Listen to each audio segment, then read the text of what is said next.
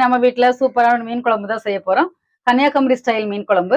இந்த மீன் குழம்பு நம்ம முருங்கைக்காய் மாங்காய்லாம் போட்டு செய்ய போறோம். வாசனை ரொம்ப சூப்பரா இருக்கும். வாங்க இன்னைக்கு கன்னியாகுமரி ஸ்டைல் மீன் குழம்பு எப்படி செய்யறதுன்னு பார்க்கலாம். குழம்பு செய்யறதுக்கு தேவையான பொருட்கள் என்னன்னு பார்க்கலாம்.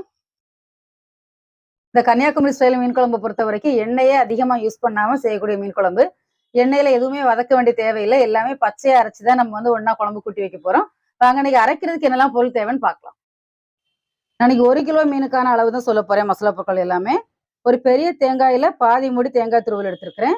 அரை மூடி தேங்காய் துருவல், 10 சின்ன வெங்காயம், 3 ஸ்பூன் மல்லித்தூள், 1 ஸ்பூன் சீரகம், 1 ஸ்பூன் மிளகு, 1.5 ஸ்பூன் மிளகாய் தூள், ஒரு 3/4 ஸ்பூன் மஞ்சள் தூள். இப்போ எடுத்து வச்சுக்கூடிய மசாலா பொருட்கள் எல்லாத்தையும் கொஞ்சம் தண்ணி சேர்த்து நல்லா நைஸா அரைச்சு எடுத்துட்டு வந்துடலாம். அரைக்கி எடுத்து வச்சிருந்த மசாலா பொருட்கள் எல்லாமே நைஸா அரைச்சு எடுத்துட்டு வந்தாச்சு. இன்னைக்கு நான் இந்த பாத்திரத்தை தான் மீன் குழம்பு வைக்க போறேன். நல்ல அகலமான பாத்திரமா, கொஞ்சம் அடிக்கனமான பாத்திரமா எடுத்துக்கோங்க. அப்படி இல்லைன்னா